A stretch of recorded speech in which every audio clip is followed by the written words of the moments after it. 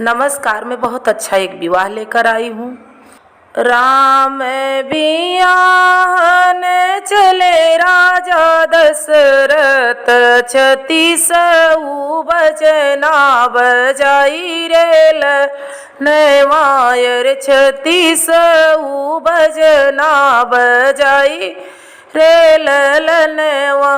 बीच महलिया में नाचई पतुरियायर, नाचई नचनियायर, धनी दशरथ तोहरी निभागी रे नवायर, धनी दशरथ तोहरई भाग रे ललनवा।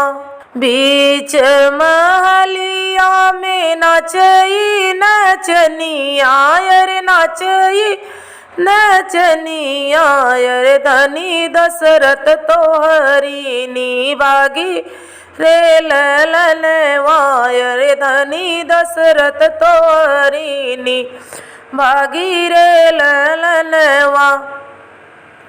जाई बरात जनकपुर पहुँचल, जनकपुर पहुँचल, गलिया में अरुझल मिया रे ललनवा। अरे गलिया में अरुझल मिया रे ललनवा। राम लक्ष्मण दूनौ पूछन लागे, अरे पूछन लागे, अरे कवन राजा जनक दुआर रे ललनवायर, कवन राजा जनक दुआर रे ललनवा। जाई बरात जनकपुर पहुँचल, जनक द्वारे उतरई, अरे लागई दुआरे कचार रे ललनवायर, लागई दुआरे कचार रे ललनवा। जाई बरात जनक द्वारे उतरई, जनक द्वारे उतरई, अरे लागई दुआरे कचार रे ललनवायर, लागई दुआरे कचार रे ललनवा। सब क्यों निहारई रतिया बरतिया, रतिया बरतिया, अरे सासु निहारई दामाद रे ललनवायर, सासु निहारई दामाद रे ललनवा। लक्ष्मण निहारई मड़ई कई पुतरी, अरे मड़ई कई पुतरी, अरे धनी बढ़ई तोहरई हाथ रे ललनवायर, धनी बढ़ई तोहरई हाथ रे ललनवा। नाही ले बई मोरे ससुरुवन धन सोने वायर, अनधन सोने वायर, नाही ले बई छकड़ा लदाई रे ललनवायर, नाही ले बई छकड़ा लदाई रे ललनवा।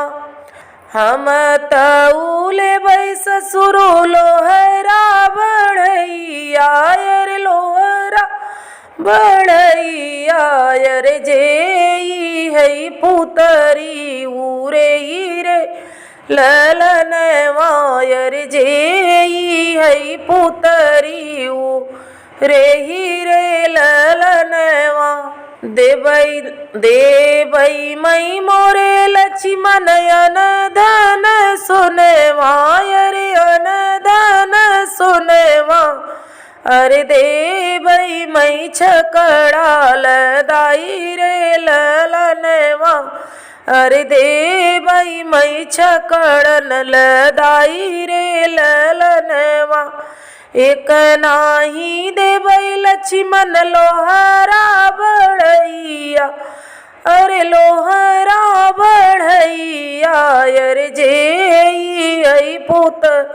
रीऊ रे हीरे ललनवायर जे ई है पुतरी उरे हीरे ललनवा। भीतरा से निकरे नी सीता कई माई अरे सीता कई माई अरे स्वामी से कहिए क बात रे ललनवा अरे स्वामी से कहिए क बात रे ललनवा।